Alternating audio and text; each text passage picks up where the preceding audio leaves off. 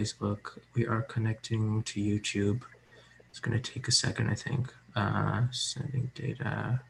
All right, we are online on everything, and the floor is all yours, Javi. Hello, hi everybody. Let me repeat that just in case you missed it. Hello, hi everybody. My name is Javi. I'll be your nurse. Wow, just work has been so hard, guys. Just kidding. Hi, my name is Javi. I'll be your host tonight, and I'd like to welcome you to the Berkeley Poetry Virtual Slam. Now, what is a virtual slam, you may ask? Well, I'm glad that you did ask. A virtual slam is like a regular slam, but on the internet. What is a slam, you may ask? I'm glad that you asked too. A slam is where we take poets, put them in a ring next to each other, and they beat each other up until we put scores up and say who did the best poem.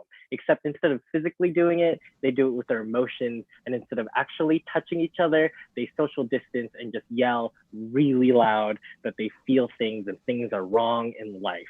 Okay, now I have some rules for the audience. That's you sitting at home, eating some popcorn, drinking some beer, or whatever you do at home by yourself. I don't know. So I got some rules for you. First, pay attention. You can whip out your phone or do whatever you want, I guess, if you really wanted to play it in the background. But what's the whole point? The whole point is to sit and listen to the poetry. So, even though you're at home and we won't really hear you snap or say yes or say go in, that's not stopping you from doing it in the safety of your own couch like me. Just go snap when you hear something really good. Go in, poet. The more energy you give virtually, the more energy we get back. And trust me, it'll be like some Tinkerbell kind of magic shit. The poets will feel that too in their hearts. Okay, poets, you have some rules. Poets will be up here on stage, or they'll have the highlight spotlight for 3 minutes and 10 seconds. In that time, they can say whatever they want, as long as they wrote it, they made it, it's from their heart or any other part of their body, who cares? They have 3 minutes and 10 seconds to say whatever they want. They can't do any musical accompaniments, no. There's no use of props. There's no use of other people. There's no use of things that other poets can't also use, whatever. They're professionals. They know what's up. And if you manage to go past 4 minutes as a poet, first of all, great, amazing. Love that for you. Make sure to drink water afterwards. That must be tiring to talk for that long. Trust me, I know. But if you get to that point, you will be muted, which will be really awkward, and I'm sure it'll be the climax of your poem, but like we won't hear it, unfortunately. Okay, now this stage is a freedom of speech stage. We all know what that means, but it does not mean What does it's a that mean, Jazz Soupy? responsibility. That means any poet can say whatever they want up here, but that doesn't mean that they can't get in trouble for it. That's right. If you hear something that a poet says and you think it's messed up, maybe they said a racial slur, maybe they called you specifically stupid and then went to your mom's house and kicked her in the face. I don't know. Maybe they did something insulting to you, like saying they like pistachio ice cream. If there's anything that you didn't like and really feel so strongly that you need to talk to a poet about it, feel free to talk to the poet about it. I don't know how you're going to do that since it's the internet, but I mean, it's the internet. You can find things. You could do things. You could write a blog post about it. I don't know. Am I going to read it? Probably not. But, do whatever it takes to express it.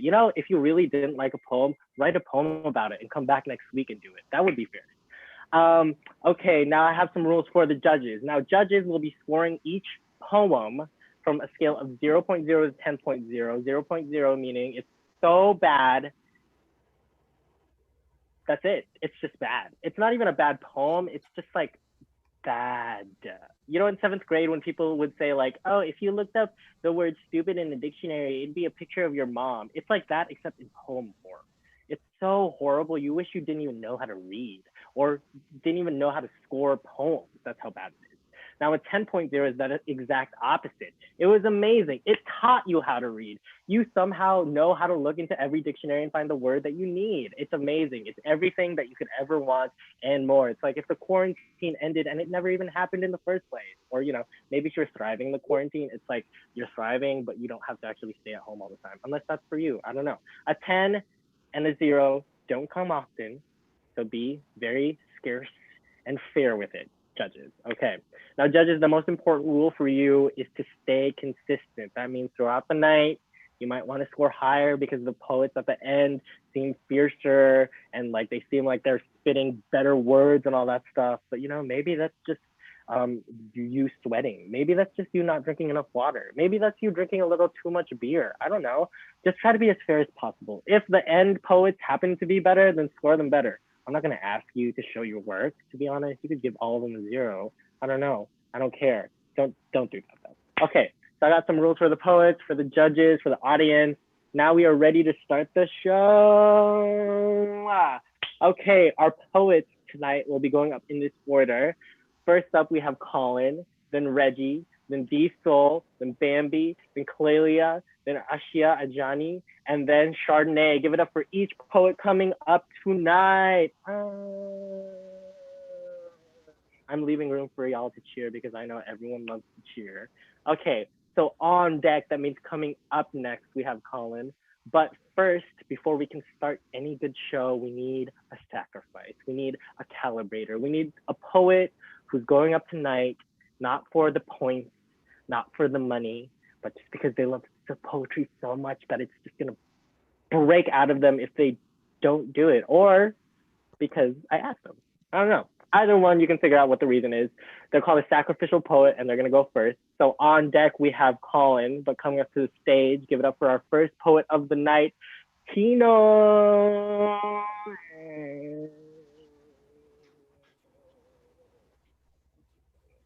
Yes. You have the floor. Hi, everyone.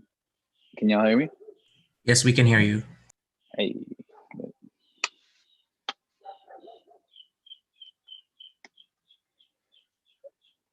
We learn to move in the wind with the most intimate of discretions.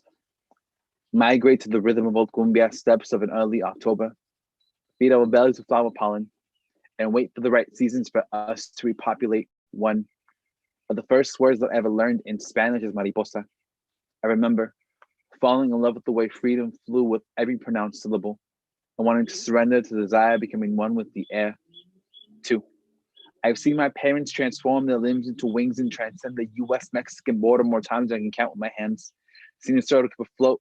Even when we were thrown out of the sky, they said they did all this for love they bear for their children. 3, monarch butterflies migrate north in February and then back down south in October to continue their existences. Not once they ever concern themselves with fences. 4, my family knows a tragic love story between an American dream and La Migra. Seen this film unfold like a broken record as they migrate out of being deported and migrate again just to be deported once more. And I wonder if anybody else has memorized the changes of the seasons like how I have. 5, as 2015, the monarch is a risk of becoming an endangered species. 6, I remember my parents tell the stories of them crossing La Frontera. I imagine them as butterflies and not the traumas they had endured. It's easy for me to dream of them in perfect symmetry. Their hands being picked up by the, sorry. Oof. Hold on. Perfect symmetry. The fragile wings being picked up by the air, seen across dry deserts for days, dying of dehydration, the dangers that come with being undocumented. 7, if you touch a butterfly's wings, it will lose its ability to fly. It will die attempting to reach its destination. This is why my parents always taught me to move forward with my feet 8, no matter where I go. My mom will always be present in my cooking. She will be the one stirring the pot and flipping the tortillas when my belly is sick of familiarity. This is how I know I will keep a legacy alive. 9, Apa. These hands will have the capacity to write you the finest of poetry, but they will always have the capacity to cook and nourish your belly to remind you if you are dining with me. This will be our home tenor definition. Home has never been the most stable. No white picket fence or nuclear family dynamic has ever existed itself in our family albums. There is nothing symmetrical about these images. No household on the backdrop or welcome mat to step on. Monarchs are not known for having homes. Instead, constantly migrating so the next generation could survive. 11, love has always been a struggle between connecting calls, knowing that they're leagues away from you just to hear them say, mijo. To lullaby in your parents' voice when the sky above you was falling. 12, we are monarchs, soaring with holes in our wings and at times consuming the deadliest of pollens because we are trying so hard to survive. This is why we're going extinct. 13, one day I will break my limbs, grow wings in their place, and fly south, fly home.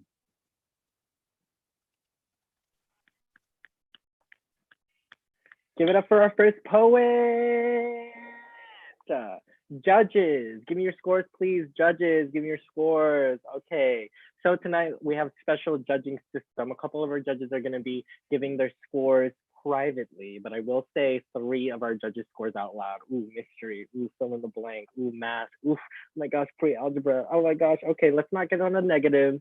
Let's focus on the positive, the mystery. Ooh, what could it mean? Okay, so I have 1 score. Can I get my 2nd score and can I get my 3rd score? Okay, so I'm only saying 3 of the 5 scores, but we have a 6.5. Give it up for a 7.8 and a 7.8. Come on, consistency. But most importantly, give it up for the poet, not the point. Okay, everyone. Judges, especially, remember, if you like a poem better than that poet's poem, give it a higher score. If you don't like it as much, give it a lower score. Y'all know the drill. Amazing. Great. Now we are ready to start the show. Okay, so on deck, that means coming up next, we have our 2nd poet of the round, Reggie. But coming up to the stage right now, give it up to our 1st poet of the slam, Colin. You have the floor. Can you hear me? Yes, yes, can hear you. Perfect. When Black people laugh, we scatter, literally run away from the source of hilarity, brown bodies evacuating from the epicenter of laughter. Like we are a tsunami of joy. We scatter like whatever we said is too funny for us to handle, so we run lest our guts burst from happiness. We scatter like we're running away from something, like we have to hide this joy. Like this many happy niggas in one place is suspicious. We run like to laugh while Black is to laugh out our own mortality. And mama always said, don't play with death. Close your mouth before something flies in it or someone snatches your breath out it. We run like we stole something. Like this glee don't belong to us. When we belong in a casket, we run like something was stolen from us. Our lives, our freedom, our dignity, like this joy is the last thing we have to protect. We have to protect this joy, the joy that lives and breathes life into empty lungs, a laughter that echoes and make the ground cough up boy and bullet. And I think that's what I'm running to. That future that feels like it's right over the horizon. Like if I keep running, I can get there. Like that's where safety is, where I can smile, I can laugh without running, at peace with this joy. Thank you.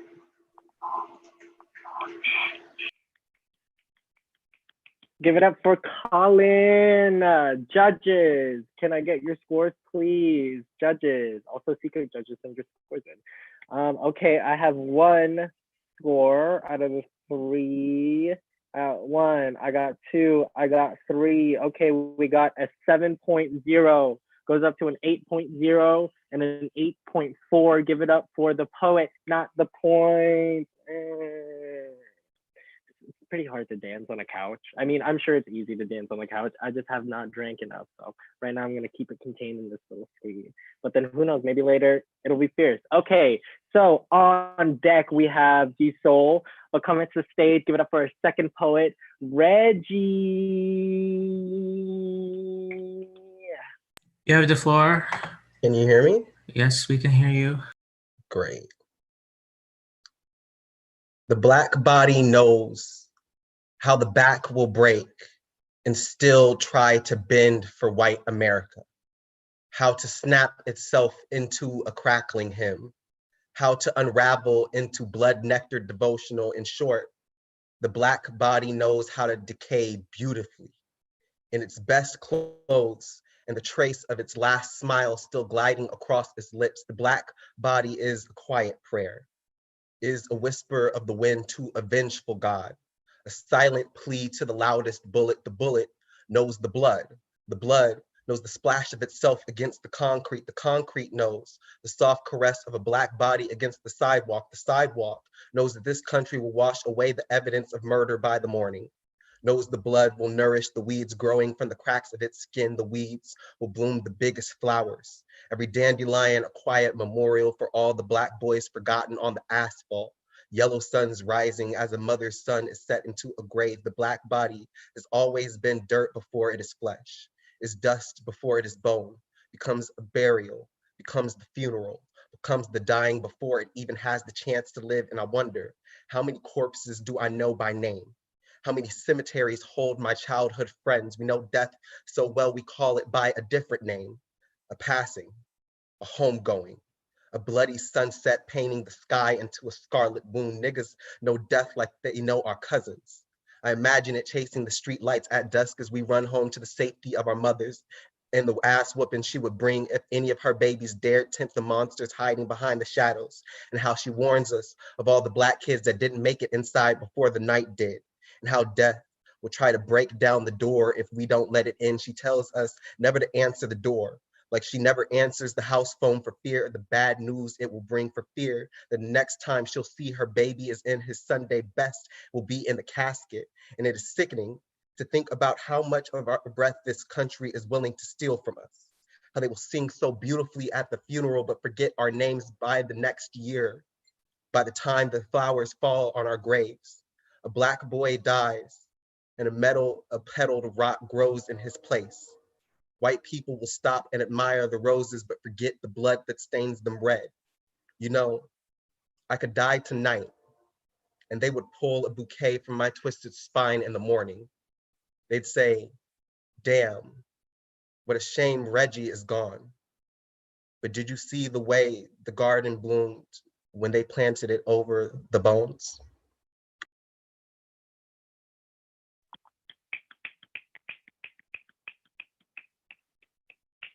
Give it up for Reggie. Yeah. Okay, judges. May I have your scores, please, judges?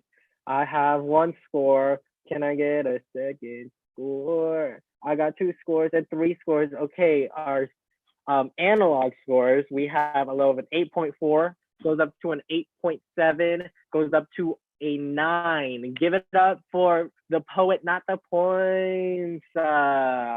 Okay, amazing. Starting off the show, great. Everyone at home, remember, if you see anything that you like, if you want to share it, if you want to repost it, go ahead, do it. That's serious. Live your life. Make sure to hashtag it Berkeley Slam. You can also follow our YouTube for all past performances and live streams. If you missed it, if there's a part that you just really want to see, especially our amazing feature tonight, you can go to our YouTube and subscribe to Bay Poets Unite.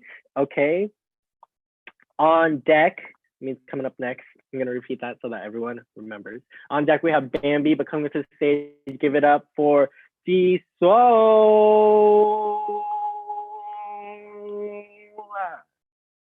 Can you guys hear me? Yes, we can hear you. Captain's log, day 54. White girl half jogs through crosswalk and asks my friend if she can touch her hair. Walks away saying how much she loves the hair of Black women. White girls love the hair of Black women so much they will go and try it for themselves and will never tell you where they got it from. We laugh when she leaves. Say that tomorrow she'll probably go home with cornrows and call them boxer braids, and there'll be no one to correct her. Captain's log, day 65. White neighbors send each other passive-aggressive meatloaf casseroles and argue about who gets to be head of neighborhood watch. Meanwhile, my friend walks home in the middle of the day, and I hope I am not mistaken for a stranger, nothing stranger than a Black boy walking through a white man's hood without fear of bullets. Captain's log, day 76. White girl calls her mom by her first name, and I think about how, until the age of 10, I didn't know mommy wasn't on my mother's birth certificate. A white boy calls his mom a bitch, and I can feel my mama's hands on the back of my throat. No, there'd be zero time between the words ejecting from my lips and her fists crash landing on my face. My mama, hands strong as an Oakland summer, dares you to call her out of her name. In return, she will call you out of this life. Invoke the name of Jesus as she beats your ass. And don't worry about the cost. Mama's ass women are need blind. We'll give them out for free to the first person who steps out of line. And still, there stands Becky, standing in a Target parking lot, shouting back to her son about sex and drugs. And again, we laugh. Captain's log, day 87. This time, there is no laughter. This time, it is a school. And the week before that was a Walmart, or a movie theater, or a nightclub, or a garlic festival. My anxiety nails me to the bed because I'm afraid of being in the right place at the wrong time. I can never write enough words to stop the beatings. I can never say enough prayers to stop the bullets. I can only Lazarus the dead in my poetry, and I fear my next eulogy will be for a friend. I wonder if now is a good time to tell Forever 21 to invest in Kevlar button-ups because we fear when they will be added again, and guns still have more rights than we do. Plead innocent at the sight of a Second Amendment. Say the gun didn't know any better. The bullet didn't come with a trigger warning. Say mental health is to blame, and I have to laugh because my mental health has been shit for years, and never once have I thought about murdering a child. Captain's log, day 101. Hello. I think we are being drowned out in all the white noise. Can anyone hear us? Will anyone save us? Does anyone listen? Or will we all be lost in the static?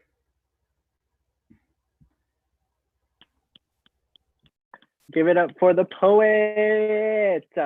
Okay, judges, give me your scores, please, judges. I have 1 score, nice and quick, love that. I got 2 scores, and then can I get a third? 1, 2, 1, 2, 1, 2, and 3 scores. Okay, we got an 8.2, an 8.5, and an 8.9. Give it up for the poet, not the points. And then also we got 2 mystery points scoring. Anyway, okay, amazing. I hope everyone is being safe at home, drinking water, plenty of fluids. If there's anything that ever pops up that is so emotional for you, you need to take a break, well, guess what? No one's gonna judge you. You're inside your house. That's weird. I love that for you. Okay, on deck, we have our next poet, Kalalia, but coming up to the stage, give it up for Bambi.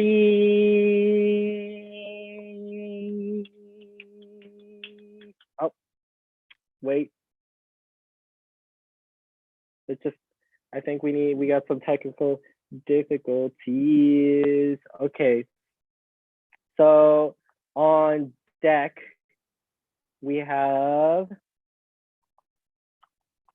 well, I guess that just means y'all get to see me a little bit longer. Okay, so unfortunately, our next poet can't come up right now. So I'm gonna give a little second to stall. Our next poet is actually Ashia, but I'm gonna give a little second, a little minute so that they can get their stuff together. Okay, on deck, we have Chardonnay. I'm speaking specifically slow to give a little bit of fair time. Let me just spend this time to tell everybody that every week before the show, we have a writing workshop at 7 o'clock. That sometimes our features are the ones who even run the workshop. So y'all can get a 2-for-1, get some good, nice work in. You can write something and then perform it immediately after. Oh my gosh, what an amazing idea. Skip the nerves part, just go in and do it. Every Wednesday before the show, 7 p.m. Also, personal thank you and shout out to everyone who donated to the GoFundMe or Kickstarter or whichever one it was. The fund for the Starry Plough, which is the Berkeley Slam's home venue during the time of quarantine. Thank you for coming in as a community and donating to them. Okay. Ooh, look at that stalling. Okay, on deck, we have Chardonnay, but coming up to the stage, give it up for Ashia Ajani. You have the floor.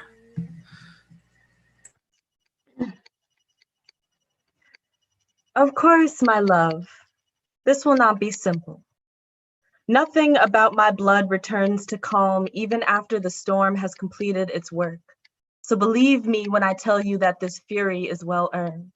See, I did not birth this rage, but I fed it, sheltered it, bathed my bones in this battered bloodline, clothed in rage, but by God, don't black skin pop in red? You can't say that I don't wear it well. My tongue crashes against my teeth, pushes through and demands respect. I do not speak quiet. If I did, I would fade into the nothingness my stock was birthed from.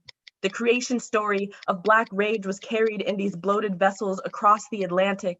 My ancestors survived things worse than hurt feelings. My ancestors survived a relentless lack of love and didn't let it break them. And as such, this legacy does not suffer fools. If my attitude is unappealing to you, let me tell you a little something about the fight that drenched my grandmother's skirts in swamp mud. It has given me a voice like a sweet plum gone sour and enough lung to give you a well-deserved hell. What is it about a Black femme who speaks their mind that got these little boys shaking in their boots? White stares, blue-eyed devils rewriting me mad femme. If only they knew how my eyes could turn a grown man to stone. Yes, I am bitter, deservedly so. I covet this love because I know, as my granny knew, as her granny's granny knew, what this world does to Black girls with too big hearts. I have known for a long time. I am not a soft love. I am the love that survives seawater and scorched earth, cracks Nazis' heads, sings hymnals at the sit-in, stirs cacao into sweetness unearned. Yes, it is true. I am loud. I scream my throat raw in public. Passivity does not come easily to me because I know what it means to be taken for a ride. Black bitch that I am, mule of the earth. Imagine what this mouth could do for you if you would only listen. Born of Southern gospel, this kind of love does not quit. Even when the country sucks on the marrow of my kin, weakens my spirit, I am here, loving desperately. My rage comes from a place of intimacy, tucked inside my cheek in case I ever need to reach it right quick. This tongue is acrobatic. Do not come for me unless you are summoned. Listen. If I say that I love you, you will know loudly. My anger keeps me safe, reminds my loved ones that there is nothing in this world that can rip us apart. And if they come for us, know, when they come to pull us from one another, it will be my rage that reunites our devoted hearts and returns me to you endlessly. My dear, look at me and all the vengeful gods that burst from my skin, the only language afforded to me in light of all this brown skin baggage. I raise my voice like I raise my fist, in solidarity, in community, in trust that you have enough wisdom to tell the difference.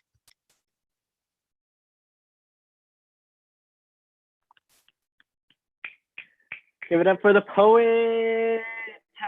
Judges, can I get your scores, please? Judges, let's get those scores. I got 1 score. Can I get a second score? I got 2 scores and 3 scores. Okay, we have a low of an 8.7, goes up to a 9.1 and another 9.1. Give it up for the poet, not the points. Okay, on deck, we have our amazing feature for the night, Angel Marie. But coming up to the stage before that, give it up for your last poet of the first round, Chardonnay. You have the floor. No, we cannot hear you. Can you speak again? I think you're muted, or your mic isn't working. Okay, can you hear me now? Yes, now we can hear you. Okay, cool. A contrapuntal with a sexual assault trigger warning. As a child, I swallowed a seed and placed it in my throat to choke on my words. Underwater rules, sea yellow sky, no reach or control of my mouth and lungs. The first plant I nurtured myself, groomed a garden. Does it matter that the seeds were planted in my mouth? I swallowed. A child, hiding whispers, my voice disappeared. Seeds filling emptiness, forcing deeper. And by the time I noticed the thorns, I was already swallowing more seeds and phlegm and splitting vines, spitting out a parasite, silencing my voice. I played in a secret garden. The sky turned my stomach in, out, watching me bear. This is part of the game. The flower exposed, sun paints yellow sky, teeth spreading a secret in front of me, smiling. That was the joke. If I laugh too, I'm not alone. The seeds growing in me, more come, follow when I leave the garden, the secrets. I think I know why I was embarrassed now. Spit it out, but full, unshakable seeds. Confessions of evil deeds are a fairy tale. It's just a game, too full to speak, swallowing on my words to hide the blood, exposing myself, the first wound I remember.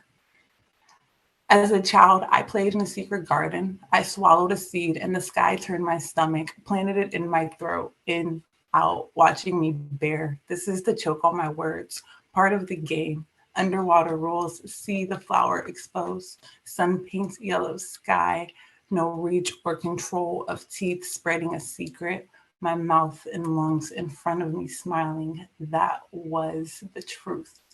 It's not the joke. If I laugh too, I'm not the first plant I nurtured myself. Alone, the seeds growing in me groomed. A garden, more come. Does it matter that the seeds follow when I leave the garden? Secrets were forced into my mouth. I think I know why I swallowed. A child hiding was embarrassed, now spit it out in whispers. My voice disappeared, but full, unshakable seeds, confessions of evil deeds are filling emptiness, forcing a fairy tale deeper. And by the time I notice it's just the thorns, I was already the game, too full to speak, swallowing my words to hide the blood. More seeds and phlegm and exposing myself, splitting vines, spitting out the first wound, a parasite silencing. I remember my voice. Thank you.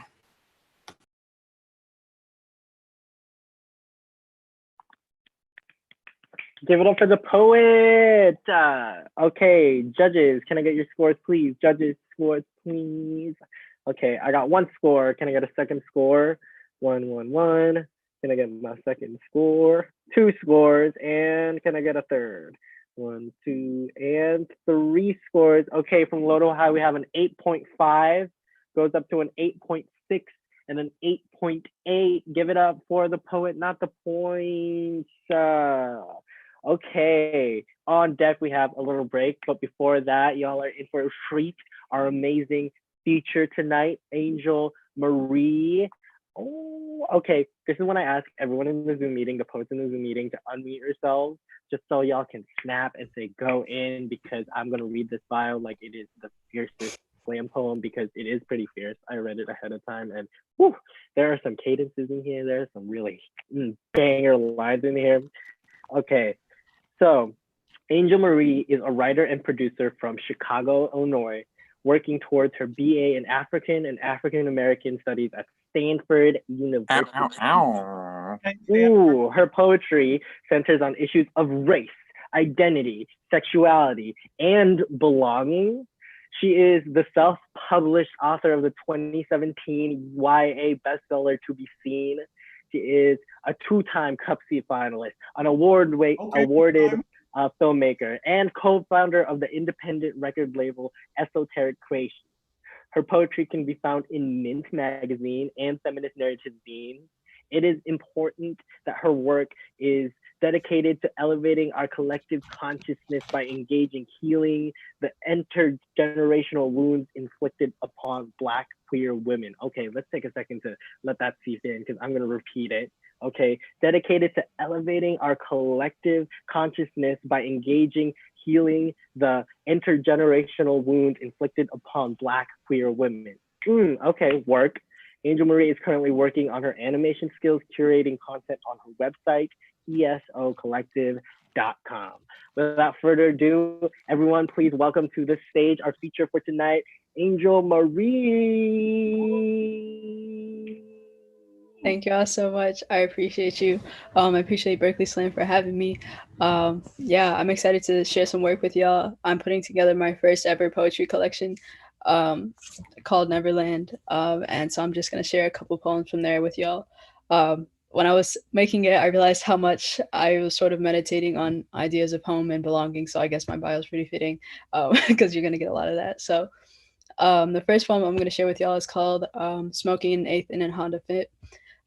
So it's basically thinking about this idea that I grew up feeling like I didn't belong anywhere. And so even in my own body. And so through meditation and sort of like mindfulness, realizing that like everything in the cosmos has like brought me to this moment. So of course I'm where I should be. So this is Smoking an Eighth in a Honda Fit. Mom calls, says be safe. She's with me, my brother will say. Nothing to worry about. I tell him nothing's turned into the worst somethings. Just tell her we'll be fine. I believe in manifestation. He hangs up. We light a blunt at the top of a hill overlooking a lake that looks like an ocean, smells like home, or barbecues on days after holidays, sleepovers under tables made into castles, a fairy tale I fall out of with intoxication, a home I never learned how to walk in. So I ground myself on four wheels, spray painted gold, letting my shoulders rise with smoke to the moon. She finds space for me in infinity. For when time and I become irrelevant, fall between cracks of reality like broken glass lodged between fibers of skin. It hurts to exist in the wrong places, to feel so far from the skin I crawl in. Here, with bodies that know me and land that don't. My brother says, nigga, take the blunt. I don't know if we should finish. I tell him I've never been high enough to lift my shoulders to the sky, but let's go. I don't know if I will ever learn to fly, but don't worry, we'll be fine. So thank y'all, that was that one. So yeah, I didn't realize that I'm from Chicago, born in Chicago, but I was raised in Portage, Indiana, so like the suburbs. And I think a lot about sort of the blessings that I've come to have in my life, but also the sort of pains that come with that. And when thinking about what it means to be whole or to be healed, I also have to think about the darkness I'm confronting and the parts of myself that like I don't like, and learning how to love those and name those. So this next poem is called Pretty Ugly. The most important act of survival happens when you step out of bed. In the streets, I walk by my face on a mural, a painted story about generational longing for completion. 7 times, my father has tried to kill me. I trace the line of a woman he has come from around the bed of my nails. How close my hands come to rest, and I'm not sure I want to be well. I've tried. Built an image of a girl who never learned the syntax for apology, who had more tongues than teeth to chew through a personality. She marinated over words that would never be said out loud. I realize you are only free to express yourself if you have the power to do so. I try to pay with my ribs. So that was that one. Thank y'all. So I'm gonna just keep it rolling here. This next one, I didn't intend to write as a poem. It was sort of like an autobiography-esque thing, but it turned into just sort of a meditation on where I come from and how I've got here, because I was like, you know, if I can piece together some of these memories, hopefully something will make sense. So I hope y'all vibe with it. It's called Origin Story. Chicago is where my parents were born. I am 1998 with generations running from my fingertips. My baby brown skin held me beautiful before I could even form a vocabulary to call myself Angel. By the time my mind could warp syllables into sentences about home, we moved between homes towards Indiana because my brother was born. Our bodies played with brown dirt fenced in by white neighbors who closed blinds on us. The new loud family, my mama and daddy, wanted to give their Black children the possibility of a white future, so we played volleyball on the beach and drank tea because Black boys ended up memorialized on white tees in Chicago. I knew the story of Chicago like I knew the story my white classmates made up about me from the sleeves of my melanin. I'm from Chicago. I tell nosy second graders pulling the curls from the nest of afro. I hide under the grip of hair tie. Sorry, lost my place here. I hide under the grip of hair tie. I was shy. I didn't like the Black head stretched back 5 fingers and not 4 like the forehead of the white girls. The white girls played nice with me when I talked about boys, but I preferred to play with boys. I was the Black girl tomboy. Tom's boy called me bitch in 5th grade.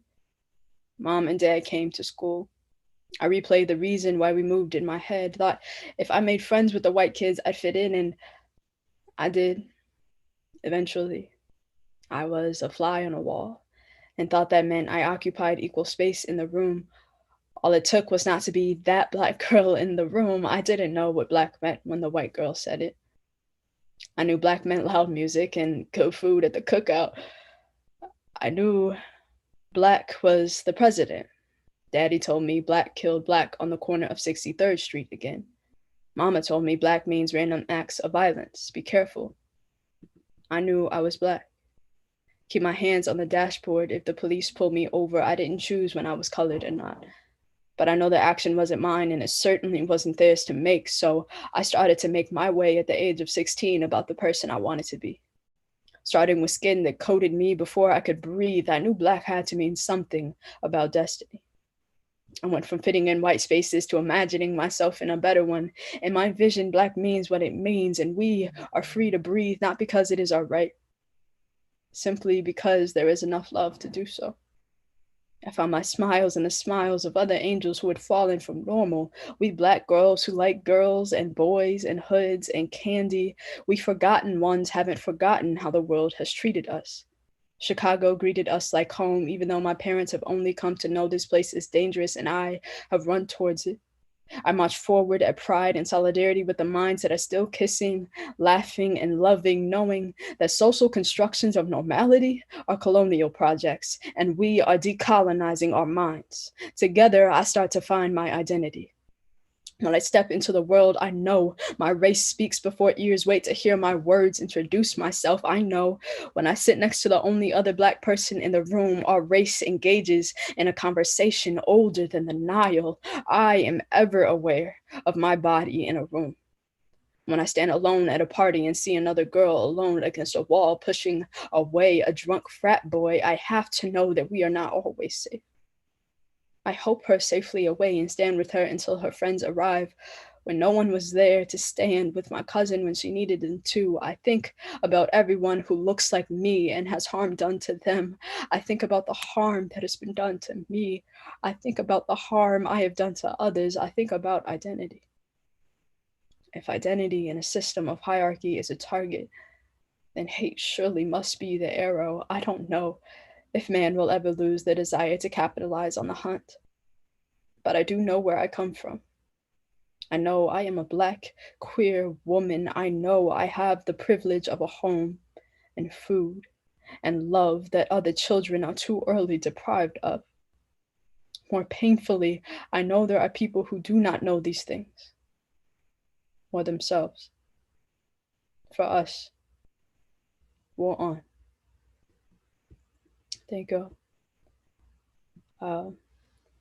Thank y'all for riding with me so far. I appreciate your energy, even the virtual energy. I'm feeling the love. So this last poem I'm gonna do is called "If We Are Magic."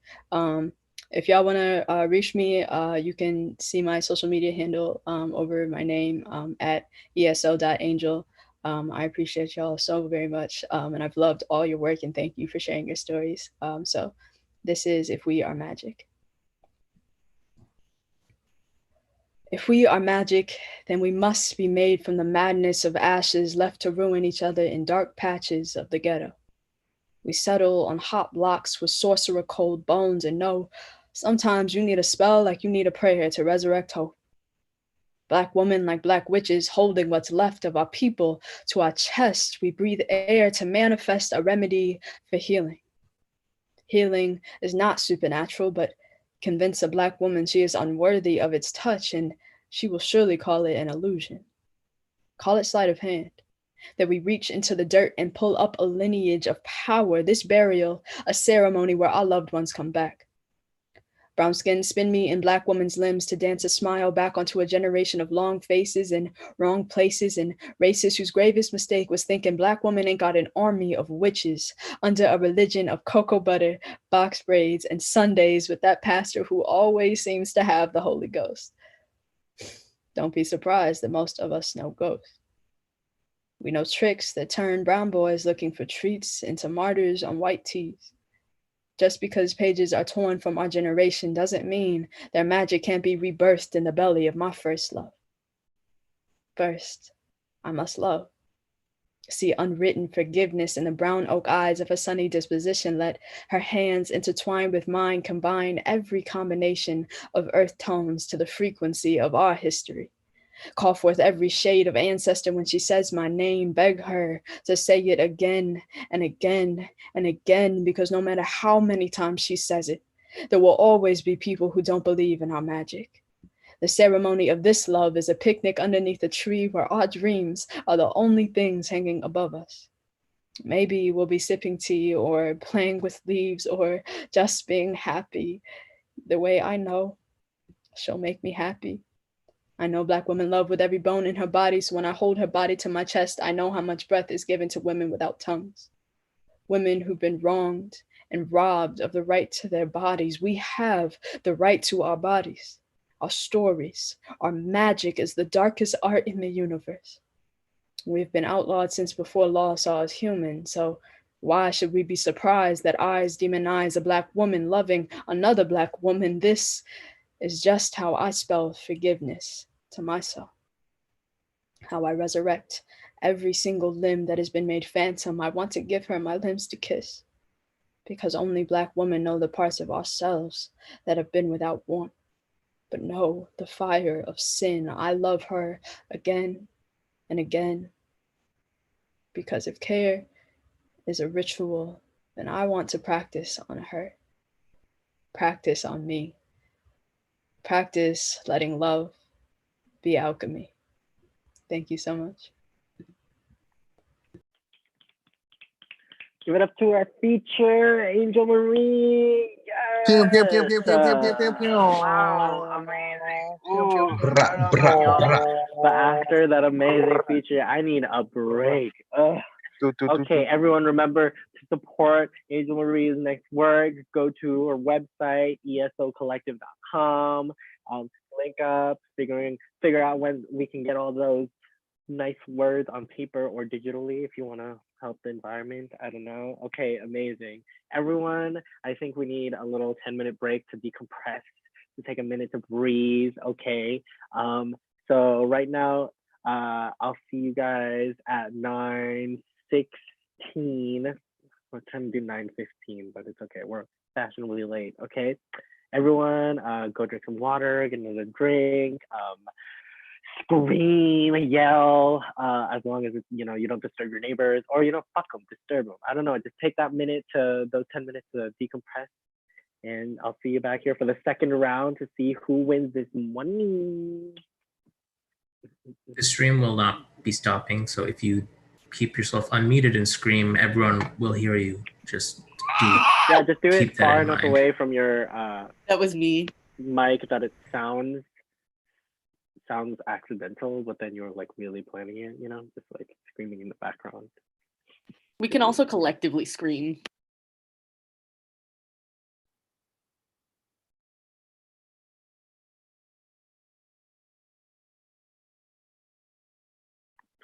Oh, also poets, in the first round, all of you are in the second round, reverse order. Okay, so first poet going up will be Chardonnay, then Ashia, then B Soul, then Reggie, then Colin. Ooh, big brain. I remembered all of that without having to look. Okay.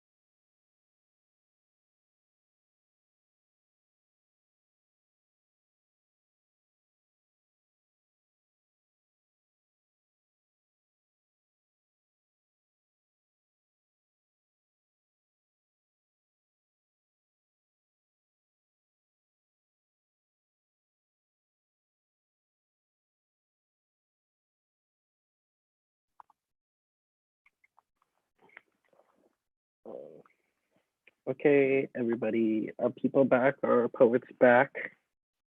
Let's see. Let's see who I can see. I can see Diesel. I can see Reggie. I can see Reggie again, and that was not a call-in joke. Reggie just swapped places with someone else quickly. So we need 3 more people. Okay, so we just need 2 more people. Rashia's here, Chardonnay, and Colin. Okay, we gotta wait on Chardonnay and Colin because Chardonnay's going first. Okay, so the order is Chardonnay, then Ashia, then Diesel, then Reggie, then Colin. So we're just waiting on Chardonnay.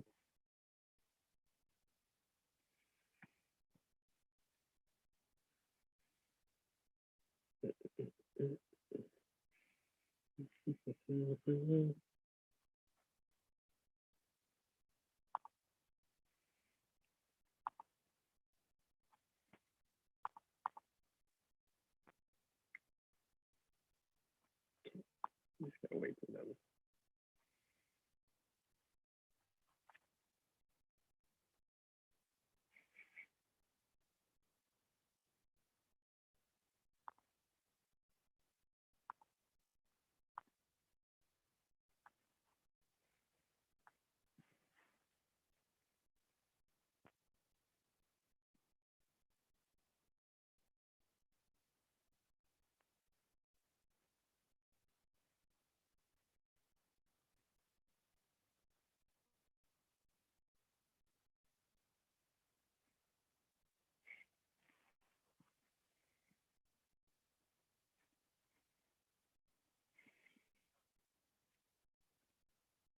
Okay, we got Chardonnay, Fierce, and then I assume that also means Colin. Yeah, I love the energy of you two being in the same exact space and having 2 separate cameras. I love it.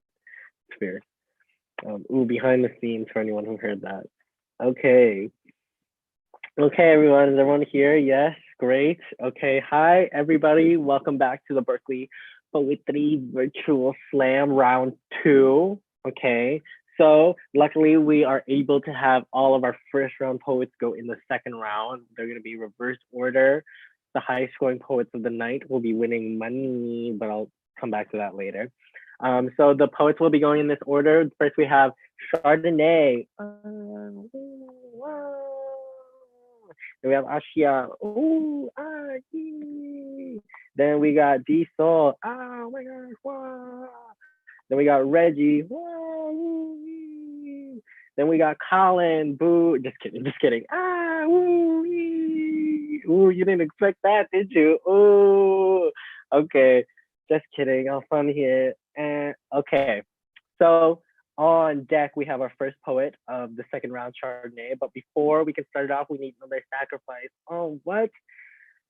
I don't know why y'all gagging. This has happened in the first round. It also happens in the second round. Just something to calibrate the judges. Judges, please hold up your scoreboard so I can see them quickly. Okay, I got 1, I got 2, I got the third one. Okay, hopefully I have the other judges. Okay, fierce.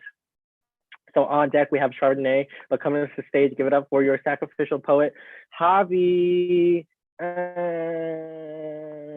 Oh my gosh, where's their, the video's back. What? Oh my gosh, like a whole different person. Okay. Okay, can you hear me? Yes, I assume so. That'd be weird if I was doing the spiel the whole time and you couldn't hear me. Okay. He doesn't have a name, just a pair of hands. Just skin as all his kind do. I'm sure his friends think fondly of him. I'm sure any pastor would welcome him like a service. He knows how to treat someone well. I just wasn't someone to him. And here we are talking about memory like he's in the room breathing on our backs. I know we should address him, but do we have to? You live whole lives after, and then like a fire, you remember his voice, the sway of his hips, and like a fire, it consumes you. I know how pain and love can sound the same, and I think it's hilarious. How when I say I loved him, I can mean I still do, or I have stopped since then. How when I say I remember the grip of his palms, the subsequent sweat cannot distinguish itself from fear or from longing.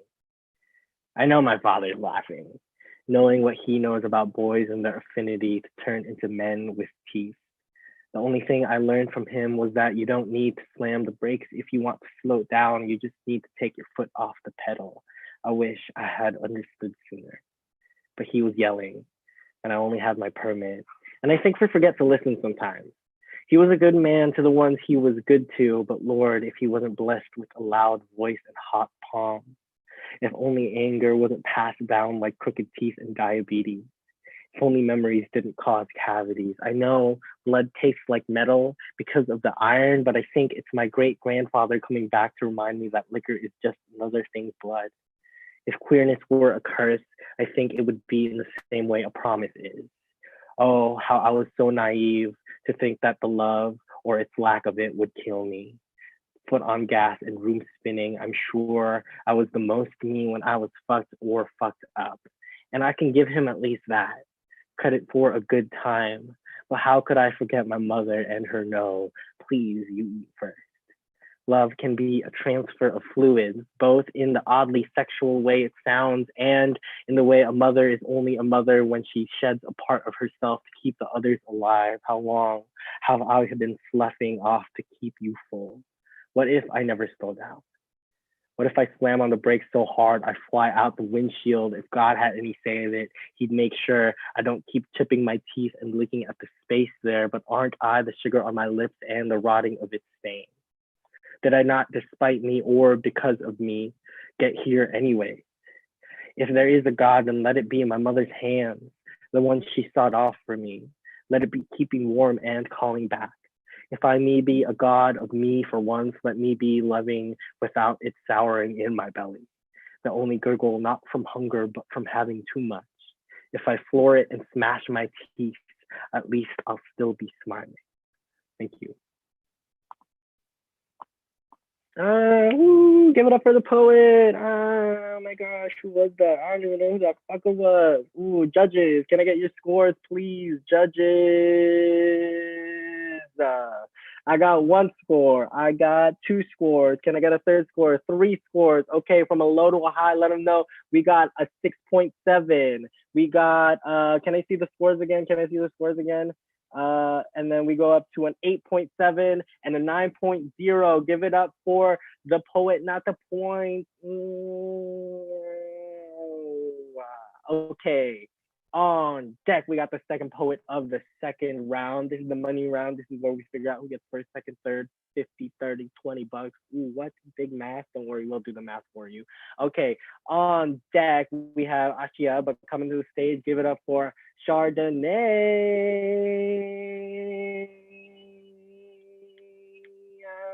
You have the floor. Can you hear me? Yep. Wellbutrin, antidepressant for management of depression and seasonal affective disorder, appropriately nicknamed SAD. Side effects may include insomnia, anxiety, decreased sex drive, unwanted changes in appetite, agitation, and in extreme cases, suicidal ideation, and more. These are just the ones already caused by your disorder. Did you know that the side effects may appear in as early as 2 to 6 weeks? Wow. Interest in the things you like or desire to stay alive takes 4 to 10. It's okay though. Your energy also increases, and so does the desire to force feed. So you can go through the motions of living even though you're still dying inside. Don't forget, call your doctor if you have a manic episode. One of those might send you back in need of lamotrigine, mood stabilizer used to treat bipolar 2 disorder. Side effects may include mania, confusion, forgetfulness, anxiety, depression, agitation, concentration loss, and emotional upheaval. The list continues to name things you aren't already trying to get rid of. Psychiatrists are convinced these symptoms are actually rare, but maybe that's just because they're already there. The worst symptoms of depression and mania make you feel the same. It's 2 a.m. and in between crying and trying to sleep, you'll be searching for the reason these fucking pills aren't working. The side effects of lamotrigine show up in 8 days. but it takes about 6 weeks before the benefits start showing. But other than that, good fucking luck. That's all. Thank you. Give it up for Chardonnay. Judges, give me your scores, please. Ooh, judges. Shout out to the judges for giving me prompt, quick scores. Love that energy. Not taking your time. You know what you want, and you know what you want to give. Fair respect. I got one. I got two. Can I get a third one? Okay, we got 1, 2, 1, 2, 1, 2. And 3. Okay, we got a 7.9. Goes to an 8.7 and an 8.8. Give it up for the poet, not the points. Give it up for Chardonnay. Okay. On deck, we have D Soul, but coming to the stage, give it up for Ashia Ajani. You have the floor.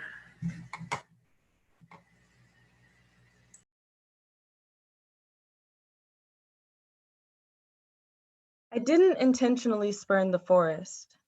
Rather, it became another question of Southern belonging I didn't have the patience to unravel.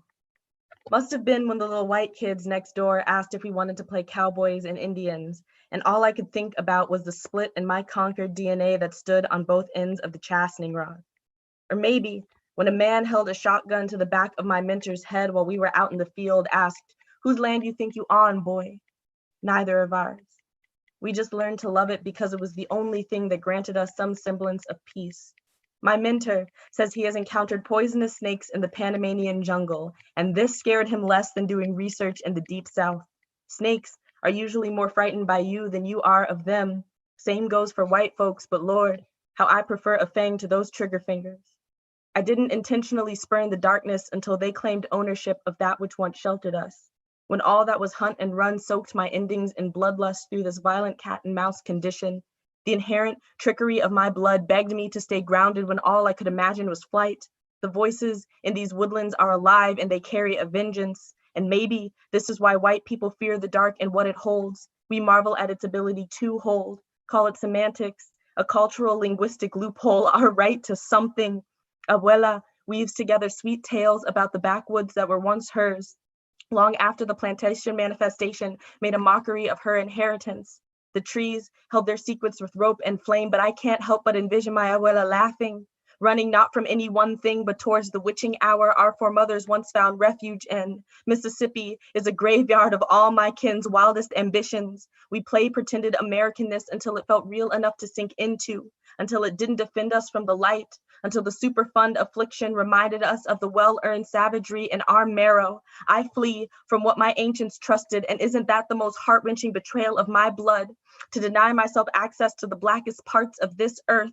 My great-great-great-grandmother's phantom footsteps litter the ground like dead leaves, and isn't that what this lineage always returns to? This ill-understood trauma of existing in between shadow and soul. Tell me, what is the difference between haunting and protecting a place? Is it one of volition? The wounds down here are older than the flesh that displaced them, but the twilight reminds me that we could feel whole yet. Black people in the South bring life into dark and call it home. Black as the soil that birthed bright cotton. This Mississippi Delta madness home. This wild, expansive blackness home. Mississippi baby. On my good days, I imagine you soft and lazy, draped in all that green, all that darkness, all that unloved black. And judges, can I get your scores, please? Okay, come on, don't fuck it up, don't fuck it up. Although I am unbiased and I will not say anything about the judges or scoring whatsoever.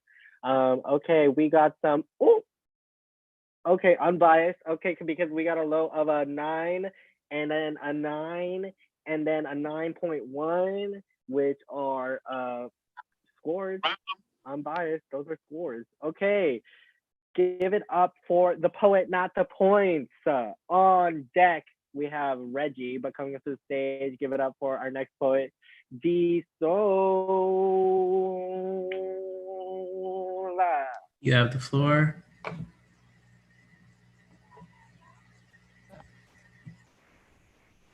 After the cops kill a UPS driver and UPS still thanks the cops. I suppose at my funeral, my employer would thank the cops too. Just another nigga off the payroll, I guess, and really, how could the cop have known? He don't see color after all. And what is black, if not the absence of color, if not unseen, if not invisible until made bullet block a severance package so severe it break my granny's heart. My name heard only as hashtag, my gravestone nothing but a headline, here lies Negro. Both the victim and the violence laid out for being where he was supposed to be, for doing what he was told, for always being right where the bullet could find him. We would cry, of course, but no goods were lost. And black don't exist anyway, so what good is there in crying over theoretical loss? A nigga only valuable in casket or in concept, or as long as he is carrying someone else's burden. A cross is only heavy to the person who has to bear it. A crucifixion is only painful to the brown person hanging there, or the mother at their feet. Don't never see a white man with holes in his hands, or a pierce in his side, or a bullet in his chest. White man, always just a tool. Just doing what he was told, always the spear in the system's hands, always the ammo in the country's chamber, always blameless. In the end, they will call me a martyr or an angel, but I never asked to be this holy. Didn't know sainthood only granted after you're 6 feet under. Didn't know blessings only come when your back's broken. Didn't know my death was accounted for in quarterly projections. And if everyone still profits after I've passed, if a paycheck and a thank you card still find their way to my killer's hands, what becomes of my salvation then? Was I ever meant to be saved? Was I ever alive to begin with? Give it up for D Soul. Judges, can I get your scores? Judges, scores, please. I have one score. I got 2 scores, and I have 3 scores from a little high. Give it up for a 9, a 9.2, and a 9.3. Give it up mostly or entirely for the poet. Oof, y'all really came with the poetry tonight. Damn. Ooh, I'm glad I have the windows open because I would be sweating. Okay. On deck, we have the last poet of the night, Colin. But coming up to the stage, give it up for our penultimate poet. Context clues, that means second and eighth poet. Give it up for Reggie. Yeah. You have the floor. Can you hear me? Yep, can hear you. Faith in 6 parts. 1. If I don't have faith, I have fists. I have bone break violence. I have blood-fingered nails, a claw, a hook, an unhappening of a vein, the red poured out on the concrete, the pain, the searing, the fire, the water, the bodies left to drown in the dirt. The maggots swarm the delicious rot of skin sagging over dead muscles and tired bones so white, it makes the mourning worth listening to. Grief is a troublesome thief.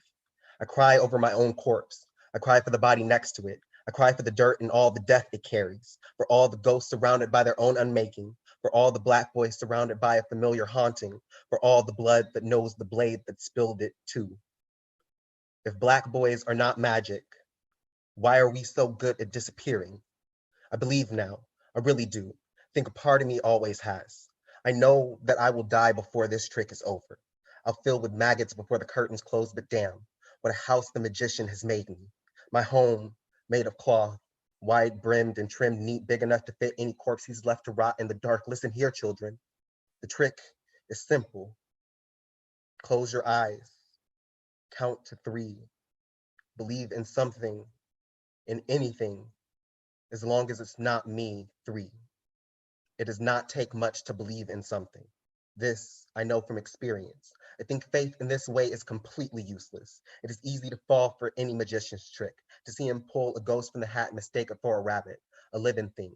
For faith, something worth keeping, worth holding on to. 4. So the magician keeps pulling the same dead rabbit out the same tired hat, and all the children are crying except for the black boys. Do it again. Do it again. It can't be dead. And denial grabs at a young neck before grief can crawl out on its throat and continue a lineage of decay by building a home for the worms out of brittle flesh and rotting bone. 5. An erasure. I don't have faith. I have bone. I have blood. The red pain searing the bodies left to drown in the maggot swarm. Rot of dead bones. My body carries all the ghosts, all the black boys, all the blood. 6. So this faith thing has gotten just a little bit complicated. What's with the rabbit? That doesn't matter. What's that supposed to mean? That doesn't matter either. Nothing, in fact, matters when you're staring down the barrel of a gun. There is no God that will take a bullet for you, and how many times must the rabbit vanish for someone to notice its absence? How many crowds will applaud the disappearing? Rabbits and tricks, gods and men, they are all the same to me. I'll stuff the magician inside his own hat if I have to, if I have faith. It is only within myself. If I have a God at all, I'll kill him with my own 2 hands. I'll bury him in his own dirt.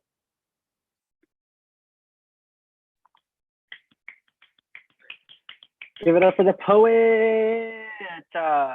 Judges, give me your scores, please. I got 1 score. Ooh, quick. 2 scores. 1, 2, 1, 2, 1, 2, 1, 2. And then 3 scores. Okay, we got a 9.1 and a 9.1 and a 9.3. Give it up for Reggie. On deck, we have the end of the night. We have figuring out who wins this money and who is also important anyway, because, you know, whatever. The judges suck, blah, blah, blah, blah, blah. Just kidding, judges. I love you. Y'all are fierce. Thank you for doing this. Anyway, duality, amazing. I'm a Gemini, if it wasn't obvious. On deck, we have figuring all that stuff out, which we will. But coming up to the stage, we have the last poet of the night. Give it up for Colin. You have the floor. Can you hear me? Yeah, can hear you. Everybody likes to ask me, but Colin, how do you have asthma but still smoke so much weed? But in my hood, marijuana smoke ain't what niggas are actually choking on here. Asthma and cannabis are the dynamic duo. I know more niggas carrying inhalers than Glocks. Albuterol is the only strain we got in rotation. Puff, puff, pass, all our drugs prescription here. My city likes to look at San Rafael across the water. We say something's wrong with them. They live in a carefree bubble. Must be something in the air, and it smells like privilege, and privilege smells like clean oxygen, the way the grass is always greener on the other side of the bridge, because over there, even the plants breathe a little bit better. Truth be told, clean air has never been part of my city's history. How do you think niggas got here in the first place? There is no history of deeply rooted blackness in my city. Most families got a living generation that still remembers being uprooted from places like Texas, Alabama, Arkansas, the local refinery lured most of our grandparents out of the deep south with promises of wealth from ebony gold. World War II brings in even more job opportunities working in the shipyards, and that's when Richmond became a black city. When niggas could work an 80-hour work week and only get paid in asbestos, asthma, mesothelioma. My people came here to poison themselves out of poverty, to leave the legacy for future generations, just to help fill the air with the same toxins that will kill their children. And I wonder, if my grandmother knew that legacies would kill, would she have migrated here in the first place? Traded charcoal cross for black lung? Would she have worked her entire life just to pass down another burden? My inheritance is an oxygen mask, a stuttered breath, hospital visits with calm instructions to breathe in, breathe out, like I somehow forgot how to breathe and never really learned in the first place. So you think this blunt's gonna do shit to me? My lungs learned to work hard early, learned to hold smoke and a cough. A lesson that you don't get to choose the burdens that you are past, so let me choose this one. I promise I'll be fine, even if I cough, even if I choke. Believe me, I've spent most of my life wheezing. Be glad I'm smoking this gas instead of their gas. This is, after all, the cleanest breath I've ever taken. Thank you.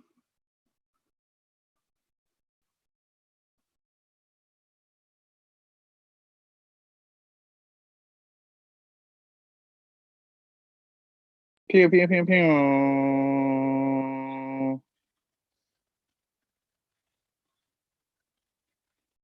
We are stuck on call-in for some reason. It will not let me switch to Javi. Javi, could you turn off your video real quick and on again? Javi? It would appear that Javi is no longer in the Zoom. Worst host ever. Wow. This is anti-Filipinx content. Anti-Filipinx. We hate it. We hate it. Javi, During this month. During this month, during Asian Pacific Islander Heritage Month, I hate it. I hate it. All right, I suspect their internet cut out or something. Something like that. I guess I could read the scores out. Judges. Okay. Okay. I got a 1. I got, hold on a second. I got 2. Where's my third judge? Who is the third judge? Okay, I read a 9.1, a 9.6, and then a 9.7. Sorry, 8.9. 9.1. And then 8.1. Sorry, 8.9, 9.6, 9.7 is what I have. Cool. Awesome. And then Maxine, you got the other 2 scores, right? Perfect. I think. Yes, we do have. Wait, were there 2 9.6s? Oh, Javi's back. Javi's back. No, there wasn't 2 9.6s. It was 8.9, 9.5. I'm sorry, 9.6 and then 9.7. And I have a 9.2 for Annie. And then we should have one more score somewhere floating out. Profit. Okay. Did you send it? 9.7. Okay, thank you. Of course. Yay. Javi, take this hosting gig over because I'm done. Hello, I'm back. Ooh, y'all thought I left? You thought you got rid of me? No. Ooh, because I got a personal hotspot. Ooh, no broken internet's gonna bring us down. Bow, bow, bow. Okay, so we got the final scores. We got all of that while our scorekeeper tabulates and while my phone bill goes up because I'm personal hotspotting. I got some other poetry slams to plug.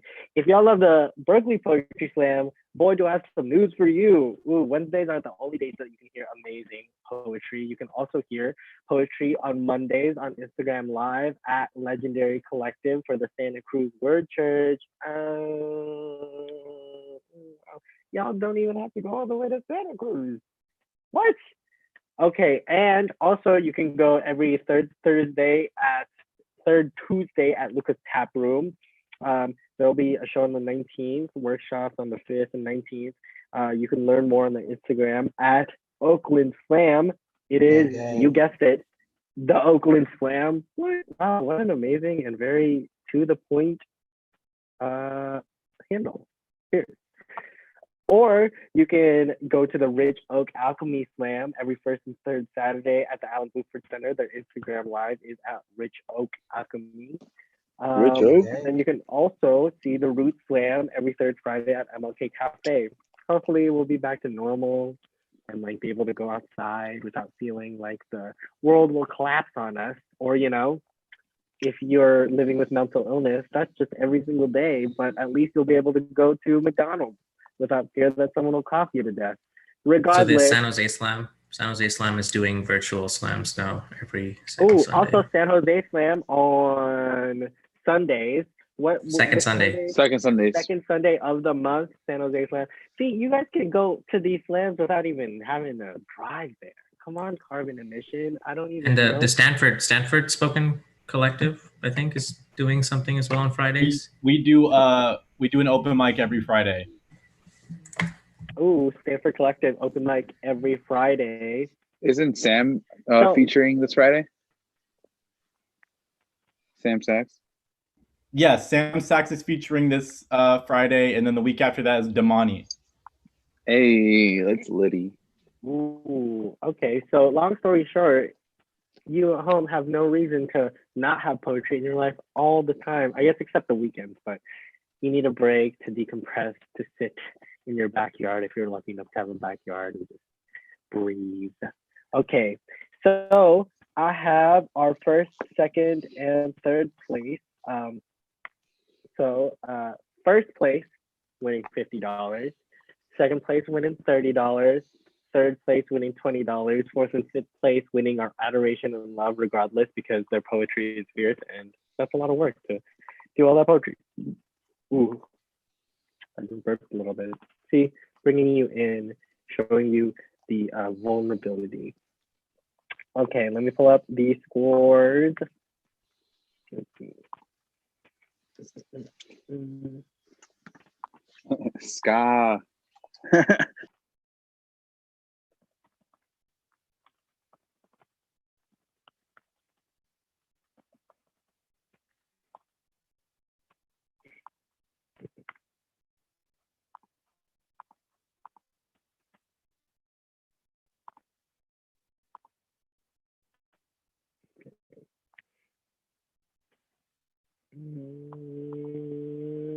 No, all the time. My internet. I is sent taking a them. second Sorry, because I I'm tried to working. send them to you, but I think your internet is messed up. They're on Facebook Messenger. Let's see. I got it. Bad internet is not gonna bring us down today, folks. Because No, you know it's what? not. I got it on my phone. Okay. So can I get a drum roll? Y'all can unmute yourselves just to like tap anything, any sound. Just a quieter drum roll, and then we're gonna go wild. Okay. So in third place, give it up with a total score of 53.7. Give it up for D Soul. Say something. Speech. Thank you. Follow me on Instagram. Big things coming, hopefully. I don't know. Thanks. Oh, obviously I was muted that entire time. Thank you. Appreciate it. Follow me on Instagram, all that good stuff. You weren't muted. I wasn't. I don't know what I'm doing anymore then. Appreciate it though. Yes. And you run the You Stanford weren't co-director. muted. Oh yeah, also Stanford open mic Fridays. Yes, all that. My brain is tired. I'm sorry. Y'all know the spiel. You know. Yes, give it up for third place. You weren't muted. We just love hearing your voice. That's why no one said anything. Trust me. Okay, in second place, let's get some drum roll going for second place with a total of 54.4. Give it up for Reggie.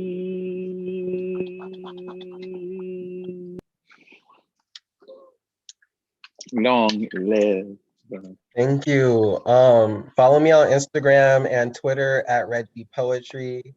It's not really a great way to like keep up with my poetry, but it's a great way to keep up with my shit talking, which is more important than any art that I'm ever going to put out. So follow me on social media. Also, I run the Oakland Poetry Slam and the Rich Oak Alchemy open mic.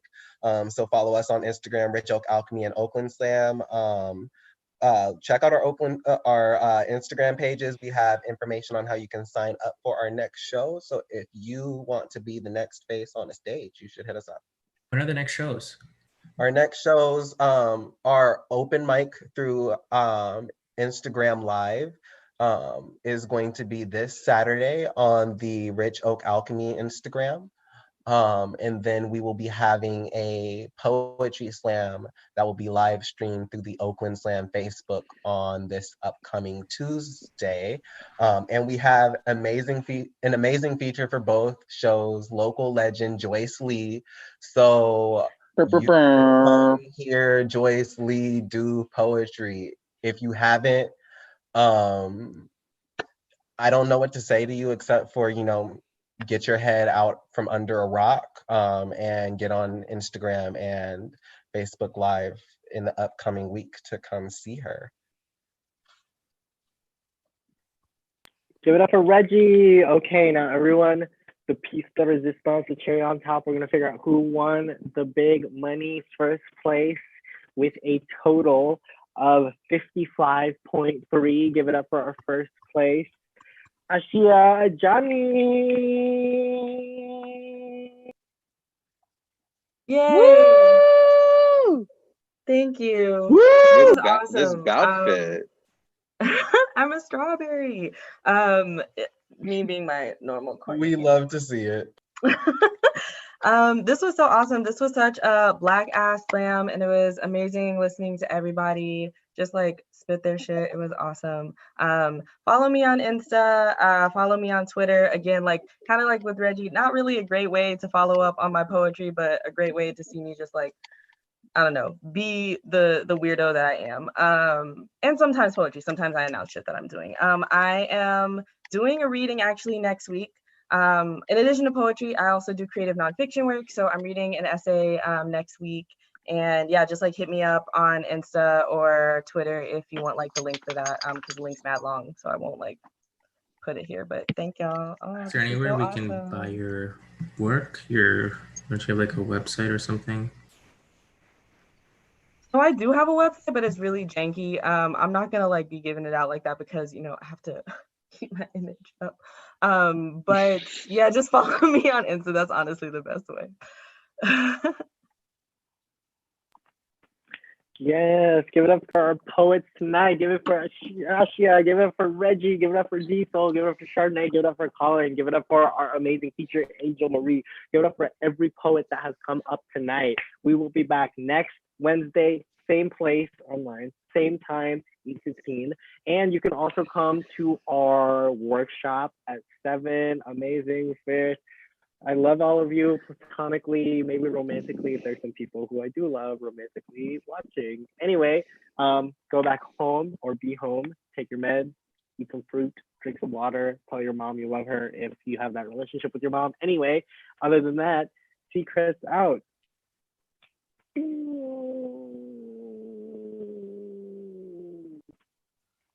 gonna drink my drink since